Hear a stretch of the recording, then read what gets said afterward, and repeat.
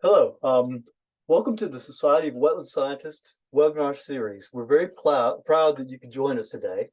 My name is Louis Mantini, and I'm pleased to be the moderator for today's webinar. I've been a member of the SWS Webinar Committee for 5 years and currently work as an environmental scientist for the Swanee River Water Management District in Live Oak, Florida. Today's lecture and topic will be Ramsar Convention implementation in coastal wetlands of the Caribbean. And it is my pleasure to introduce to you our speaker today, Steffanie Munguía. Steffanie is a PhD candidate in the Department of Earth and Environment at Florida International University, pursuing a degree in Earth System Science with a concentration in natural resource science and management. Her dissertation research focuses on evaluating the implementation of the Ramsar Convention in coastal wetlands of the Caribbean. Steffanie was born in Puerto Rico to Cuban and Puerto Rican parents and has actively pursued opportunities to work in the region, including earning a master's degree in international environmental policy with a concentration in Spanish. She credits her interest in protected areas to her parents, who would strap her into a baby sling when she was only a few months old to visit El Yunque National Forest. After moving to Florida, they kept up this passion for the outdoors while camping, excursions to local, national, and state parks. Steffanie also dedicates much of her time to service, to various environmental nonprofits where she primarily provides education and outreach programming for youth and underrepresented communities, voices which are often excluded from conservation conversations. Through this work, she has witnessed firsthand the importance and challenge of building equity, diversity, and inclusion in the sciences. So, without further delay, I'd like to turn this webinar over to Steffanie. Thank you. Well, thank you so much, Louis. I really appreciate the great introduction, and it's wonderful to be presenting here. Thank you to all of you who are taking some time out of your day to listen a little bit about my dissertation research. And I'm very excited and pleased to share with you all that since I submitted that bio to SWS in preparation for this, I've actually successfully defended my dissertation. So I'll be graduating in just a few short weeks, and it feels like a very full circle moment for me as one of the co-founders of the SWS student section to be sharing with you the outcome of the research that SWS has helped me and supported me to complete over the last 5 years. So a little bit about what we'll be discussing today. I'm going to start with a tiny bit of context on the Ramsar Convention. This group is a little bit more aware of what that is, so we won't spend too long on it. We'll move quite quickly into a new reporting mechanism that I developed to help to streamline reporting to the convention. So we are making sure that we're staying on track with our targets. We'll then talk about blue carbon and how carbon valuation might be a tool for financing implementation of the convention, especially in the Caribbean. Then I'll share with you some findings from a social network analysis of formal and informal decision makers and how they interact to inform wetland decision making with respect to natural resource management. And lastly, I'll share with you some thoughts on connections and implications and what's next, and how can wetland scientists and practitioners take more of these kind of integrative, intersectional approaches in your work. So as you can see in each slide, there is a number in the bottom right, and you'll also see as we progress that there is a little bit of a little milestone marker in the bottom left that tells you which section we're in, so you know where we're at and how much is left to go. So if you have any question on anything in particular that I share, you can jot down the number on the bottom right for the slide number, or just the general section that we're in, so we can get to that during the Q&A, hopefully. So the Ramsar Convention was signed in 1971 in Ramsar, Iran, but its full title is the Convention on Wetlands of International Importance, especially as Waterfowl Habitat. And specifically, it's meant to promote the conservation and wise use of wetlands. This was very broadly defined to try to maximize participation of contracting parties. But in general, they're expected to do this through 3 primary mechanisms. The first is that contracting parties commit to protecting wetlands throughout their territory. They will collaborate internationally to protect wetland resources that are transboundary, and in some cases, wetland systems themselves that are crossing geopolitical frontiers. And lastly, and perhaps most famously, they will designate a minimum of 1 Ramsar site, 1 wetland of particular international importance for migratory waterfowl. In doing all of this, they're expected to also uphold the ecological character of the system, which is the combination of those ecosystem components, processes, and benefits, everything that kind of makes that wetland a wetland at a given point in time. And they're also expected to promote wise use. So the entire convention is kind of positioned against this backdrop of sustainable development, which was just starting in the early 70s, was really just starting to gain more traction on the international scale. But of course, the big question, as with most international environmental agreements, is it working? And from what we can see, there are definitely some shortcomings, some wins, but a long way to go. There's inadequate monitoring and reporting on Ramsar site conditions. Less than half of all Ramsar sites even have an active management plan, which makes it very difficult to track our progress towards ecological character and wise use. Reporting by contracting parties is infrequent, as I said already, and occasionally even falsified because the reporting burden might be too much. And there's continued and accelerating deterioration in wetlands around the world, even in member nations.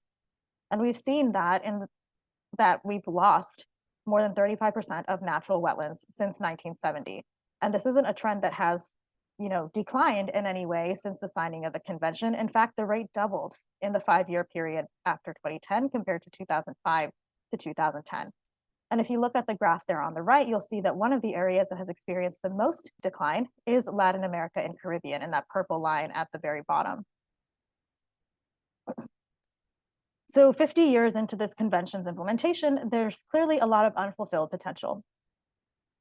And my research is going to explore 3 factors that are critical to actually meeting the aims of the convention in a robust way. It begins with exploring the policy context and understanding the legislation the contracting parties are putting into effect to implement the convention, the economic context, and just the reality that it costs money to do conservation.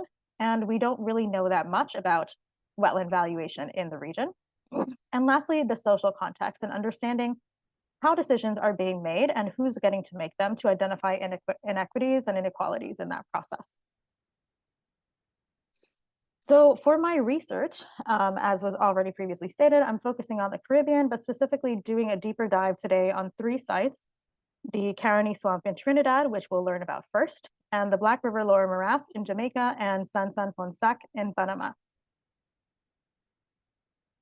So why the Caribbean? As Lewis mentioned, I am a very proud Caribeña, so that was a part of it. I wanted to be able to give back to my home, but it's also very scientifically interesting. It's a region that's already experiencing climate impacts. So when we talk about the coastal resilience benefits of coastal wetland conservation, that's a very tangible conversation about risks that they're facing right now, as opposed to off in some distant future.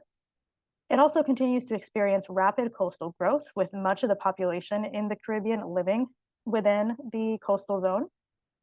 And as in most places where wetlands occur, there are very complex and deep interdependencies between local communities and these wetland systems. So let's start by taking a look at the policy context. As I mentioned, one of the first things that I did in my dissertation was develop a new evaluation tool for management effectiveness based on the very specific tenets and requirements and expectations of the convention. I began by looking at the existing evaluation frameworks and compared those to Ramsar's priorities, identified where there were gaps, and also opportunities to make that reporting a little bit more streamlined. In addition, as I'll share with you when we discuss the case study site in Caroni Swamp, I also look at the broader policy context against which decisions were being made in Trinidad to assess those different national laws, as well as different local, subnational policy implications of implementing those pieces of legislation, to identify where there are, again, some gaps between the intent of the convention and the implementation of it on the ground. So since 2015, the convention has been supporting the use of the RMET, which is an adapted version of the management effectiveness tracking tool developed by the World Wildlife Fund. It was originally designed to track forest conservation efforts. So it is unfortunately poorly adapted to wetland concerns, and it's very infrequently used. So while the scores are good reflections of management and what's going on the ground and how effective it is unfortunately so infrequently used that it's not often turned in or even completed by management teams. So to meet that need, we developed the Rapid RMET, or Ramsar Management Effectiveness Evaluation Tool. It is, as I said, convention-oriented, much more streamlined as opposed to a literally, like 10-page document that the RMET consists of. This is 15 questions that will facilitate more frequent engagement, and they ask really concrete things that we need to know to understand whether the convention is being effective in its mission to conserve wetlands worldwide. It has 4 sections, and we'll get to explore each of them a little bit more as we move through the case study in Trinidad. But it begins with general information about site context, as the convention has struggled to keep information about Ramsar sites up to date. So this is a good way to just stimulate more of that reporting on those general data points. The national context, to clarify what are the policy structures that management teams are being required to operate within, and what are some gaps. We look also at site management questions, and particularly in this section, we're focusing on that ecological character pillar of the convention. So what are some indicators of wetland health? And lastly, to focus on the wise use section, we have a section on the community relations and understanding what do these sites mean by wise use, and how are communities being able to participate in management decision-making. So let's begin by looking at the Caroni Swamp in Trinidad. This is a globally important wetland, of course, hence its designation, but I want to tell you why. About 30% of the scarlet ibises in the world use the Caroni Swamp for roosting or breeding, and it's the national bird of Trinidad. It's a point of great pride. At the same time, about 30% of the Trinidadian population lives in that very same basin that feeds the Caroni Swamp. So right away, we have these two critically important things to keep in mind that unfortunately can sometimes be at odds, because they're drawing from that same water resource that needs to maintain the balance of freshwater and saltwater in this coastal wetland system. So to understand a little bit better what were some of these conflicts and what were the frameworks they were operating within, as I said, I conducted a policy gap analysis. And for this, I used NAJAM's 5 C's of implementation model. So we're going to move through each one of these, and on each slide, you'll see that I've highlighted a particular part that we'll focus on. So if anything else catches your eye on the slide, just jot down that number, as I mentioned, in the bottom right corner, and we can come back to it. So we begin with content, and that is supposed to describe what the policy intends to do. So some of the policies I looked at in particular were the National Wetland Policy of Trinidad and Tobago, which is a great first step. They established this pretty much right away after joining the convention, but it is mostly written, not surprisingly, in soft language, and it focuses a lot on public-private partnerships as opposed to the government taking a lot of ownership or mandating a lot of regulations. It does speak a lot to the role of what private entities and the private sector can do to contribute, especially financially, to wetland conservation. Then we look at the context. Who are the institutions or the regimes that are tasked with implementing this legislation? In the case of Trinidad, that's the Administrative Authority, which is the Ministry of Agriculture, Land, and Fisheries, and within that ministry, the Division of Forestry. I want you to try to keep that in mind as we move into the next section. Commitment, as it sort of sounds like, is the dedication of those implementing institutions that we looked at in the context section to actually delivering on implementation goals. And here is where that administrative authority is a little bit wonky, because it is the Division of Forestry. Their purview is forest in general, not wetlands. Now, why does that matter? You could say, like, well, they could still feasibly manage all of those things, but I want to give you a very concrete example of one of the outcomes from that. In the case of Trinidad, they've designated 3 sites of international importance.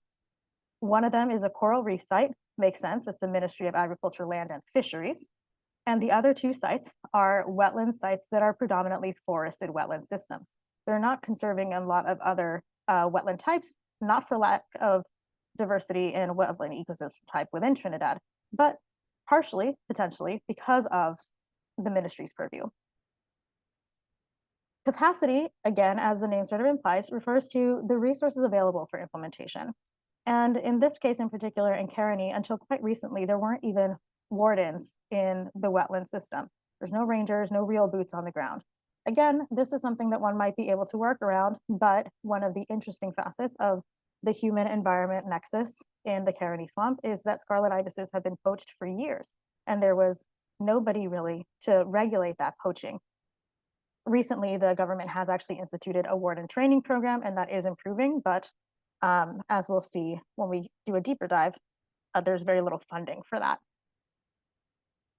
And lastly, we turn our attention to clients and coalitions. And these are the actors that are impacted by the policy and who have the desire or ability to influence its implementation. And in Trinidad, they have established and appointed a National Wetland Committee. It's appointed by the cabinet, and its focus and membership is mostly on agencies as opposed to local communities and local stakeholders. This is not the case everywhere. In many other contracting parties to the convention, that National Wetland Committee is more diverse in its makeup. And this does lead to some inefficiencies in community engagement that we'll see as we put this site through our meet. So once again, I want to draw your attention to the sections where I've placed some brackets here. We're going to look at each of those 4 sections that I introduced to you of the Rapid R-Meet tool that I developed. And I'm going to highlight some things that are of key importance for the Carity Swamp. So when we're looking at the site context, we were curious to see what are some key values that are not currently captured within the 9 criteria that are required for designation as a Ramsar site that are really important in this location. And there's a lot of subsistence and commercial fishing. There's nature-based tourism that brings a good deal of revenue to the location, agriculture in the surrounding area, as well as industrial development, and also, quite interestingly, spiritual and religious use, primarily from Indo-Caribbean populations who use the Carity site, the Carity Swamp and the river as a burial ground, essentially, for their loved ones after cremation. So it's a very deeply spiritually and culturally relevant location that's not really captured in the criteria. From a national context standpoint, one thing that's really key to note is whether or not there's designated funding for Ramsar site management. At the national level, there isn't a separate line item specifically for Wetlands of International Importance, but at the site level, there are specific things within their management plan, within their operations plan, that speak to the different goals of the Ramsar Convention and really lean into its designation as a wetland of international importance and allocate funding to meet those goals. With respect to site management, as I mentioned earlier on, one of the priorities here is helping to build up a database of wetland ecological indicators worldwide. And unfortunately, in Carony, as in many other sites that I studied throughout the Caribbean, there's no ongoing, regular, and consistent monitoring of key ecological indicators. That includes hydrology, vegetation, and coastal wetlands. Salinity, for example, is particularly important to understanding ecosystem change, and that's not being tracked either. Bird surveys happen sort of opportunistically because it is a birding tourism destination, but there's not a real consistency to those counts. So it makes it really difficult to know whether management is succeeding here. Lastly, with respect to the community relations, in this part, we're going to look a little bit at the financial capacity. And as you can see in that very top section of the slide, there is very minimal money allocated to management, to employment on the site, even with cost of living differences between the United States and Trinidad. $70,000 for overall management and maintenance of the wetland is a negligible amount of money, and that is clearly reflected in the lack of boots on the ground in the wetland. In addition, there was not a current stakeholder engagement plan in the management plan that was previously in operation. The current management plan that's being implemented to varying degrees that was developed in 2019, it outlines a plan for the development of a plan. So there's still a very long way to go, but it is a work in progress, as is participatory management in most places. It is something that requires a good deal of time and energy. So they are on their way. So some key things I want you to take away from this section is that there are some clear gaps in institutional capacity for implementing the convention within Trinidad from the national level all the way down to the site level. There's this confusing landscape of implementing agencies. We didn't go into very much detail, but it's something like several dozen organizations have purview and authority and jurisdiction over different aspects of the site's management, and that makes it really difficult to coordinate those activities. The rapid R-Meet process, so those last few slides that I shared with you of trying to understand specifically how management is working at the Carony Swamp, was actually quite easy to develop based on information that was publicly available online. Of course, there's much more going on behind the scenes that may not be available online. But even with that, this took only, probably about 10 to 20 hours total of research time to identify those different data sources, or in some cases, the lack thereof. It's also clear that there's a need for more emphasis on communication, education, and public awareness, which is one of the priorities of the convention and is currently being a little bit unmet by the lack of robust participation. So let's shift gears. We just talked about the policy context. Let's look at the economics of wetland conservation. Now, throughout the world, there's a lot more interest there's a growing interest in blue carbon. And blue carbon refers to the carbon that is sequestered in tidally influenced systems like mangroves, salt marshes that you can see in the middle, and seagrass meadows, of course, offshore. In the case of the Caribbean, one of the most widespread of these, and where there's also more robust understanding of carbon sequestration potential, is mangrove systems. So we're going to focus on mangroves in particular. So in this section of my work, I started by summarizing the state of the science on Caribbean mangrove carbon, assessing whether or not the requirements for entry to a carbon market are compatible with Ramsar sites, and either sites that are currently designated or to be designated, and also estimated the potential carbon value of the carbon that's being sequestered in those systems. So to begin, there is a real gap in our knowledge here.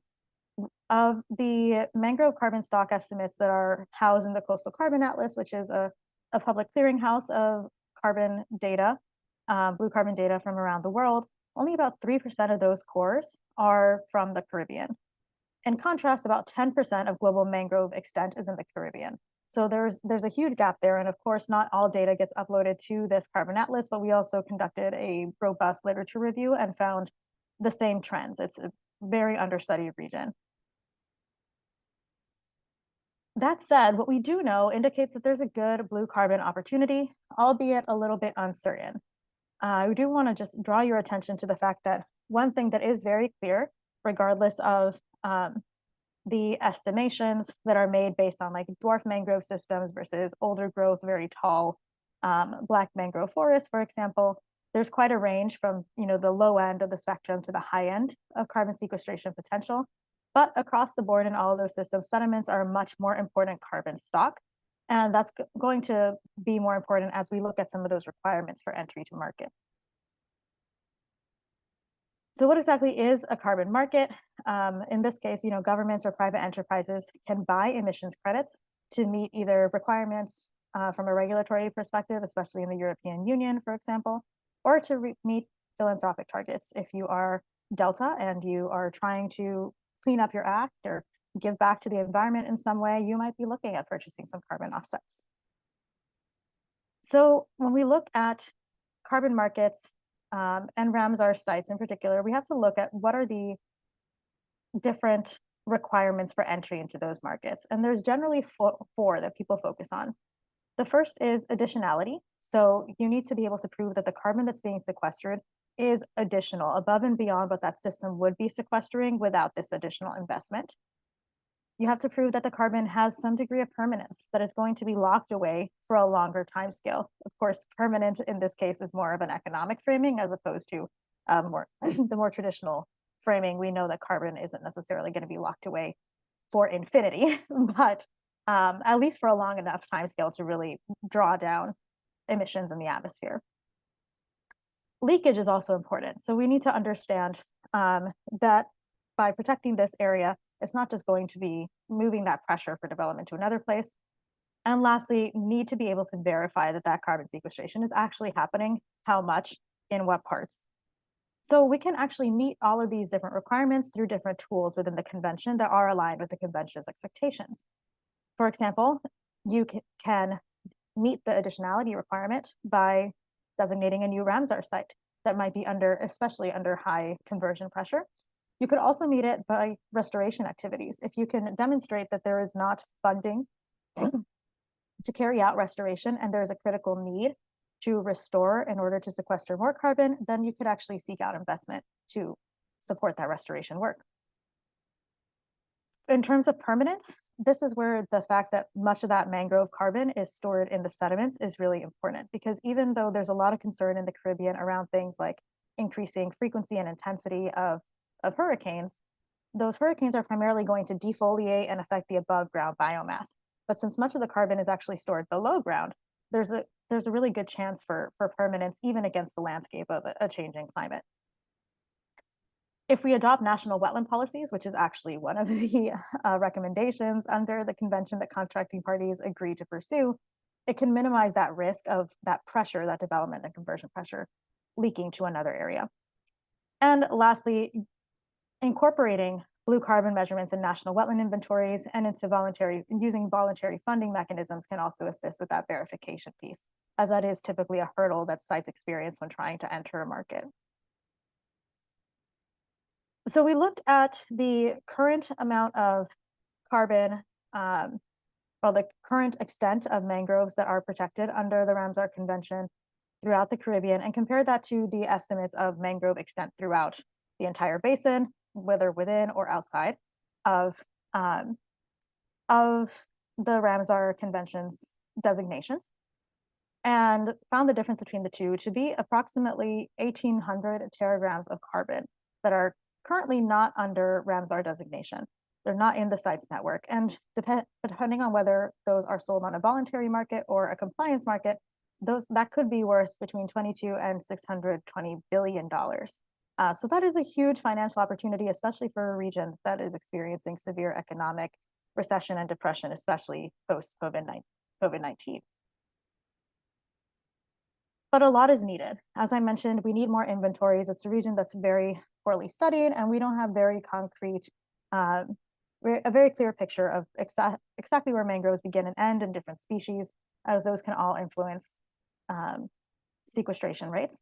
We need more carbon measurements and technical trainings in the basin, and especially developing the region's scientific workforce. There's relatively few people who are currently receiving the technical training and have access to the financial and laboratory resources needed to conduct carbon analyses.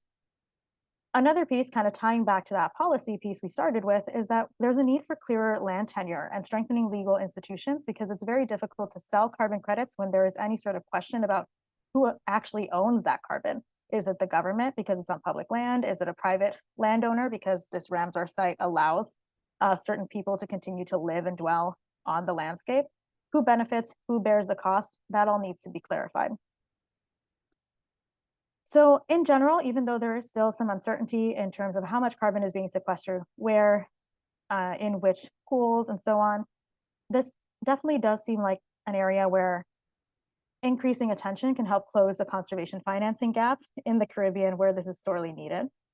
It's also clear that blue carbon can support meeting Ramsar's objectives. It can kind of develop an additional impetus for developing national wetland policies, for conducting national wetland inventories, and for even engaging in more robust restoration programs and designating more sites. So let's shift gears yet again and look at the social context and the backdrop of communities. So this is probably an area that might be less familiar to more of you. So what exactly is social network analysis? This is a quantitative approach based on network theory for mapping and studying the connections and dynamics of networks. In the context of natural resource management, it's very helpful to reveal what are those interdependencies between different actors, to quantify those relationships to the extent that, a qualitative variable can really be quantified. And it's extremely useful in the case of the Ramsar Convention for understanding these polycentric governance structures, these nested structures where we have this broader international arena where decisions are being made and how those are trickling down and being implemented and designed from the national to subnational to site level. So in this section, we began by conducting surveys on the ground. I also interviewed the stakeholders that I was surveying about their experiences in the network, what challenges and weaknesses they saw in decision making, and then of course mapped all of these data and analyzed it. So that's what we'll be diving into a little bit today. Before we do, though, I want to provide just a little bit more of a theoretical grounding when we start looking at these maps, because one thing that surfaced from this work was the role of trust in regulating the network's collaboration and cohesion, and especially how that relates to social capital, or essentially the capacity that you as an individual participant in the network have to influence decisions that are made by others in the network. The reason this is important is because it allows us to get a sense of how information is moving through the network to better guide management decisions, or in other cases, they might even be impeding management decisions because people don't trust each other enough to share critical information. So in this case, as I mentioned, we're looking at the Black River Lower Morass, which is in southwestern Jamaica. The two images on the left showcase that system. It's a very important tourism destination for the region, and it's also an important fishing area for local communities. On the right-hand side, you see some images of the San Ponsac wetland, which is in northwestern Panama, right on the border with Costa Rica. It similarly has some tourism going on, but largely not to the extent that we see in the Black River site, but it is very interesting with respect to its relationship with agriculture in the surrounding area, and of course, immigration and the role of transboundary movements of human populations across the border there. So let's begin by looking at who is in the decision-making network in both of these sites and how is it different. So in Jamaica, the network is much smaller. The site is also relatively small. And the people who really have a direct stake and influence are relatively few and far between. As you can see, it's largely government agencies.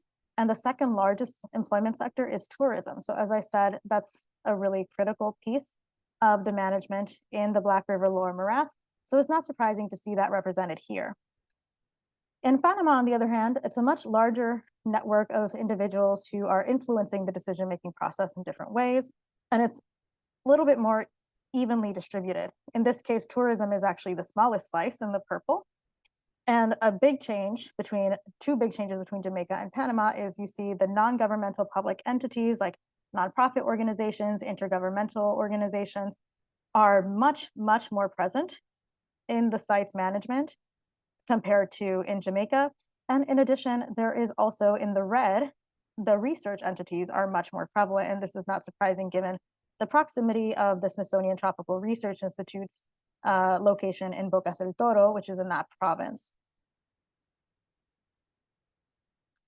So let me actually go back for a second before we start looking at some messy graphs. There is a lot of information presented in the graphs that I'm about to show you. So I'm going to try to guide your eye to the things that matter the most. So please bear with me as we try to look at these in some slightly more structured way. So first, we're going to look at the network graph for the Black River Lower Morass. This is a site in Jamaica. In this case, what you see here, you see these squares and circles. Those are nodes or actors.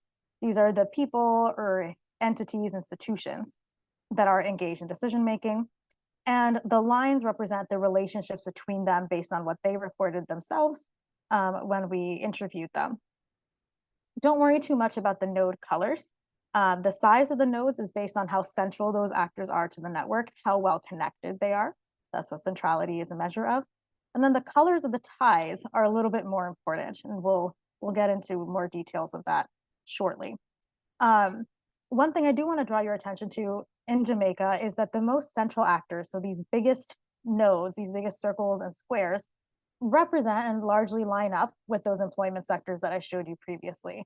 It is in the blue, these government agencies that represent the administrative authority, and in the purple, these tourism enterprises in the basin. So here we also have a geographic distinction between government agencies that are largely based in Kingston, in the capital, and the local tourism entities that are based right there in the morass. And there's a very challenging about 6-hour drive between them. So there's not as much, as you can see, interaction between those folks. Now let's look at Panama. And I did mention this is a bigger graph. It's a little bit messier. There are more kind of clusters of interaction than there were in Jamaica.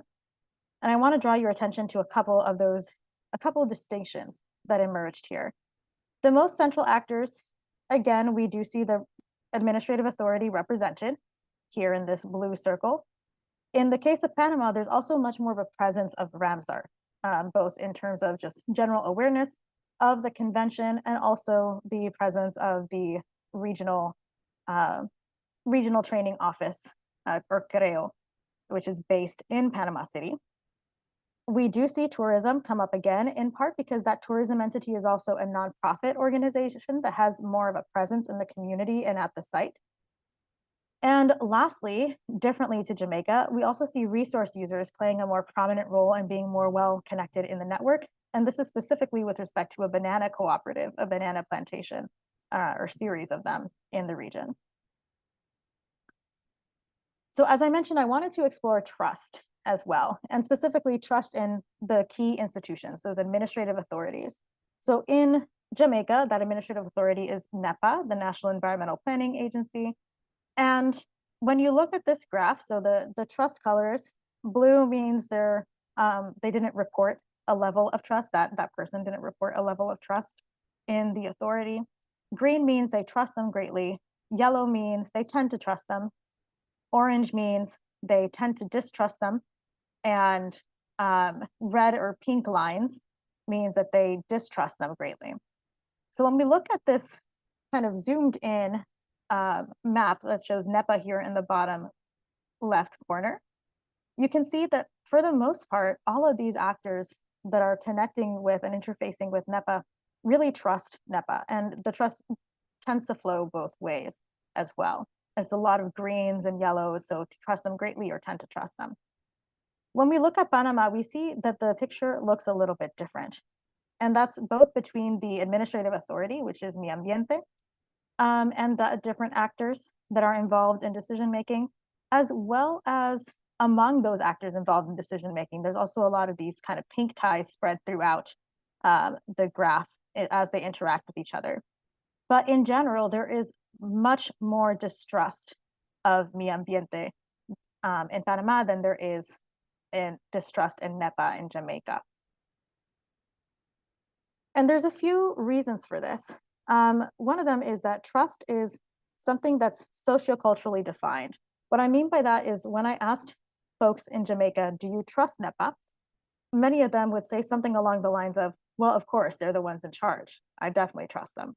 Whereas when I asked that same question in Panama, again, with the same lead up information, the same language, obviously English versus Spanish, but the same context for the question, people would cite specific examples of where they thought Mi Ambiente was exhibiting corruption, specific examples where they felt that their trust had been broken.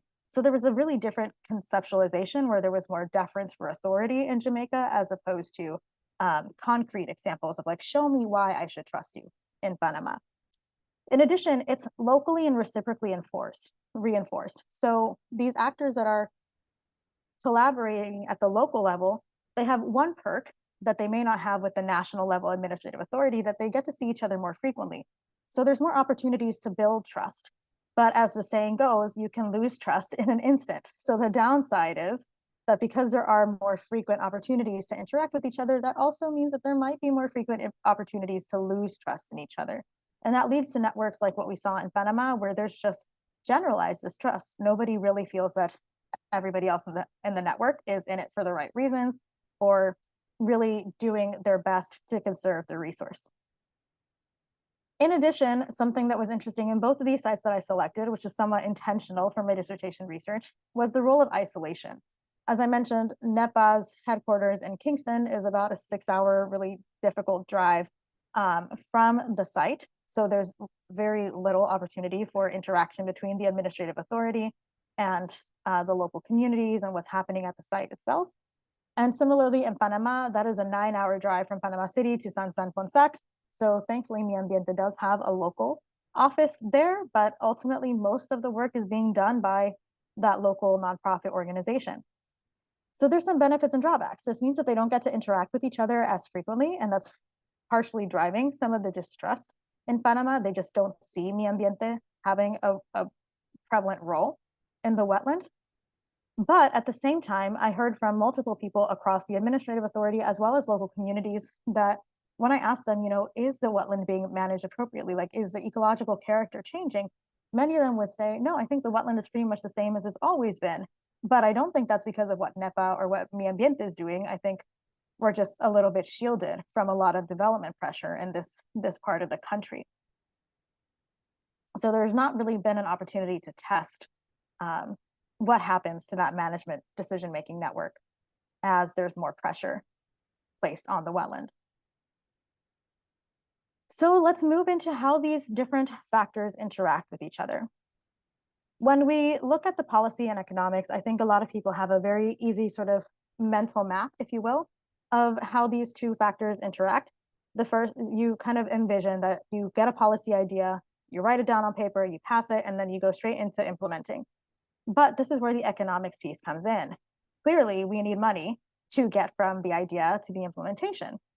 But it's actually more complicated than that, as we see in the case of, for example, what if we try to leverage resources from blue carbon?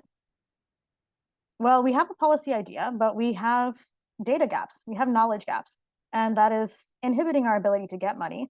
But we need that money to be able to fill those data gaps. So there are obviously multiple ways to get from point A to point B, but it's not quite as linear as perhaps it's easy to think about or easiest to think about. The capacity for change is not only in getting legislation passed, it's also in figuring out what are we going to need to make that legislation really reflect the realities on the ground. When we look at the intersection of economic components and social components, this is where concepts like opportunity cost really come into play, and they influence the political will for conservation. So to demonstrate this, I want to very briefly share with you a story of the site in Jamaica, where the image on the left and a little bit elevated is an image of the traditional sawgrass marsh, really dense sawgrass growing throughout. And the image on the right is what happened when a stakeholder in the community felt that there really wasn't any reason that he couldn't convert a part of the wetland into their own private fish pond and start doing some aquaculture. So they cleared out and dug up a lot of the peat, they cleared out a lot of the sawgrass, and started to just bring in fish from the river and deviate some water into that system, and had a really full, robust plan for how this was going to work and how they were going to also bring some tourism into the mix of this. And in that person's case, there was just the opportunity cost was too high to miss out on that opportunity. They'd been missing out on fishing in the river because it was getting increasingly more difficult, in part because of poor fisheries management. And this seemed like a way to just make the fish a really easy catch. So in that person's case, they think conservation is going super well because they continue to benefit from it. But in fact, some of their activities are actually harming the wetland. In addition, when we look at that economic and social interaction, when we understand our social networks, we can make sure that we're more equitably distributing those benefits and costs, as I was speaking on with respect to the blue carbon. Who owns the carbon? Who owns the land versus who actually owns the carbon that's being stored there? And who's going to bear the cost of the project versus the benefits of entering the market. So if we understand those social networks, we can better understand, okay, who are the key players? Who do we need to speak to influence enacting clearer land tenure, or to perhaps develop some sort of co-management strategy, or maybe partner with a non-governmental organization as a somewhat neutral third party to help bring this project to fruition. In addition, understanding those social networks helps to facilitate participatory management. It helps management teams understand, okay, I maybe don't have capacity to speak to all 2,000 people that live in this basin, but I know that these 5 people are really central. These 5 people are very well connected. They're thought leaders. If I can speak to them frequently and build some trusting relationships with them, I can actually begin to bring in those community perspectives without having to necessarily speak to every single individual. And they can also become my partners in communicating about the management that we're doing and why it matters to those different parts of the community that maybe I don't have direct access to. So before I open it up to some questions, just want to share with you a few of the things that are kind of coming up next in this research. One of these things is verifying the RMeet, that novel framework I had developed with site management teams to compare that internet-derived report versus what they might say on the ground, and also expanding it to other sites. And have been very fortunate since publishing that first article that there's been a lot of interest from folks from this SWS network all around the world. to exploring bringing that tool to their Ramsar sites that they're working in. There's also opportunity, not specifically for me, but for the convention as a whole, to incorporate blue carbon in their guidance for conducting national wetland inventories, and to really encourage contracting parties to explore that and write that into their plans. And lastly, I'm also working with my collaborators in Jamaica and Panama to explore some opportunities for enhancing those networks, kind of looking at where that trust has been eroded and more explicitly and intentionally trying to build back that trust between community members and those managing agencies. So I'd like to thank many people who I'm not going to name fully, but of course this was my dissertation research, as I mentioned, so I'd be remiss if I did not thank my committee members in particular, my local collaborators who literally made it possible for me to go out and do this work and get my IRB paperwork approved because I was working with human beings, and the many funders who supported the work, including the Society of Wetland Scientists. It's been really critical, not only in sharing the work that I'm doing, and that blue carbon chapter will be hopefully included in the WSP article, the WSP Latin America edition soon, but also just being a support network and giving me some funding to do this field work. So with that, I just want to thank you all again. I'll leave this slide up for a little bit, but I think we have some time for questions. If we don't get to all questions, I know Brenna will share those with me via email, and I also encourage all of you to just reach out if you do have any questions. All right. Thank you so much, Steffanie. That was a great presentation, and I love the way you moved. We do have a couple questions up. One from Jorge. Hello, Steffanie. Nice presentation. Can the research be adapted to coastal wetlands in Latin America? Absolutely. So I think my research, as I said, my regional focus is the Caribbean because that's just a little bit more of a personal motivator of my own. But my goal with my dissertation and kind of weaving these different strands together was to develop a framework for thinking about how these three pieces are interacting with each other that researchers can replicate all around the world. And as I mentioned, that's one of those next steps. And I've been collaborating with some folks from within SWS to bring, for example, that RMEET framework to new sites and really ground truth. You know, are these the right questions to be asking in all contexts? Is it only suitable for a coastal wetland? Does it work across other wetland types? Does it work across other political contexts? So there's still more work to be done there, but I think in general, yes, this is an adaptable model that can and should be implemented across not only the region, but the globe. So Jorge, make a note of Stephanie's email address because I'm sure you'll want to follow up on this. From anonymous attendee, your research is very interesting and congratulations on graduating. What are your plans for future wetland work? That is an excellent question. Yeah, so graduation it's a strange time in any student's life.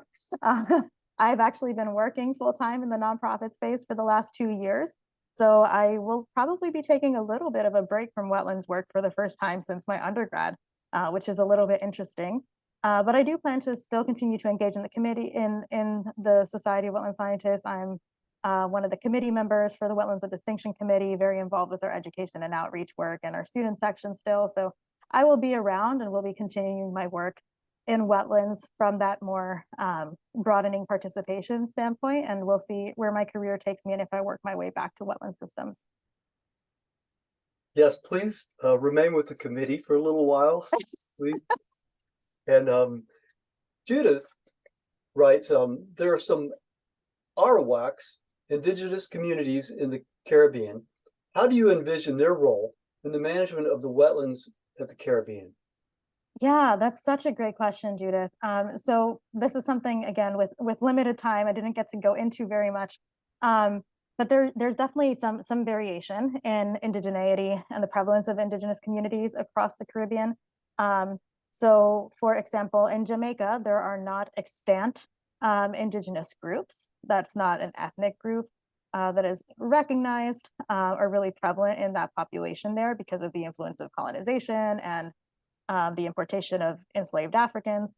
Whereas in Panama, that's actually a very hot topic. It's a very big issue, especially in the region of that wetland site that I shared with you all in San Fonsac, because it's very close to comarcas or reservations of Nove Bugle, which is one of the largest ethnic indigenous groups in the country. And there is a lot of work that needs to be done. And in fact, when we look at that graph, a lot of the stronger distrust in the ministry and even in the network at large comes from those indigenous communities, because they have so frequently been pushed aside and left out of decision making in the wetland. And there's also distrust among other network actors that are invested in wetland conservation towards those indigenous communities, because indigenous practices and ways of life and rights to resource use are so different from the traditional Panamanian context, from the more Spanish colonial Panamanian context, that there is some tension as those indigenous groups move down from the comarcas in the mountains, where they've had, for example, legal rights to hunting, into these lower level, more urbanized landscapes, like even the banana plantations around that wetland site, where they're trying to continue hunting, even though in that case it's considered poaching. So there's even tension among environmental groups who are not seeing indigenous communities as allies, and vice versa, because they have these conflicting needs and ways of life with respect to tapirs and jaguars, for example. Oh my gosh. Yeah, I mean, we have examples of that. I mean, parallel in the United States with that type of interaction. Absolutely.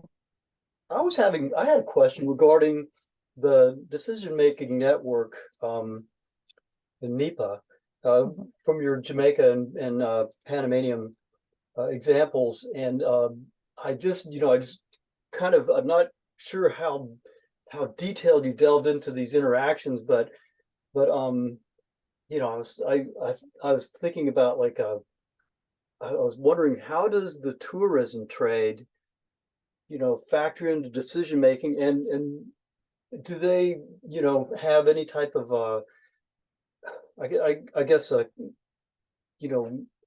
contradictions with the with the management of the resources, the wetland resources? How do these things typically get worked out? It's like our agency regulating water use and working with agriculture. Yes, and it's definitely an interesting relationship, especially in the case of Jamaica, as I kind of hinted at, because tourism is actually in the blood of that site, the history of the designation of that site. It really came about in part because there was this growing crocodile tourism industry that was going on. It's one of the best places in Jamaica to see a rather large population of American crocodiles. And since as far back as the 40s and 50s, I mean, I spoke to people whose family had been in that area for generations, and they told me, my grandfather was a fisherman, and tourists would come down in this area, kind of transiting between the far western end of Jamaica and going back to Kingston, and they would pull off on the side of the road, and my grandfather would show them a baby crocodile, just grab a baby crocodile out of the river and show it to them, and realize, like, man, these tourists like really are excited about these crocodiles. Maybe we can make some money off of this. And that's really how that tourism industry started. So as a result of that, they have a great deal of influence, because they were part of what pushed for the designation at the site. And the population of crocodiles is actually a really big part of why it's considered an internationally important wetland, in addition to nesting grounds for cattle egrets. So as a result of that, I think NEPA has always kept in mind that tourism is a critical piece of the wise use of that site. And, that has its benefits and drawbacks. Not all tourism is sustainable. I mean, the river does have a carrying capacity. That's just kind of a reality. And we've seen impacts to different populations, to the habitat there. There's a real need for regulating the tourism industry. The good thing there is that NEPA has really engaged those tourism operators to design what those regulations could look like, so that tourism can continue to thrive, but the system can also be more properly maintained and sustained. The drawback of that, of course, is that now NEPA focuses very strongly on the tourism sector, to the detriment of other parts of sustainable development in the region, like agriculture, like fisheries. And that does leave some people feeling like they're a little bit left out of the equation. And they also have instituted a limit on who can engage in formal tourism. And that's led to kind of a black market of informal tourism cropping up, where fishermen want their slice of the pie, and they're sort of illegally taking tourists out onto the river without those regulations, without having to go through the same permitting process. So it is sticky. It does definitely lead to conflict, but I think there'd be no political will for conserving that wetland were it not for tourism. So it's just one of those cases where, there's no way around it, but there are better ways to get through it, if that makes sense. Of Okay. Thank you very much. course. Okay, we're gonna run out of time here, but don't be surprised if I pick your brain on scarlet ibis sooner or later. Yes. You all please visit our sponsors. We have their websites up online here, and we'd like to thank them once again. And don't forget, we have our upcoming webinars in December, both Latin American conference and English speaking webinars. And if you have any more questions, don't hesitate to contact Steffanie. This will be posted on YouTube at a later date. So I did actually post that link in the question and answers, and actually, but I didn't put it in the chat. But you can find it in the webinars page on our website, Society of Wetland Scientists website. If there's anyone else here that has any questions, well, like I said, please feel free to contact Steffanie, and thank you very much, everyone, for joining us today. Well, thank you so much for having me. This was wonderful. This is great.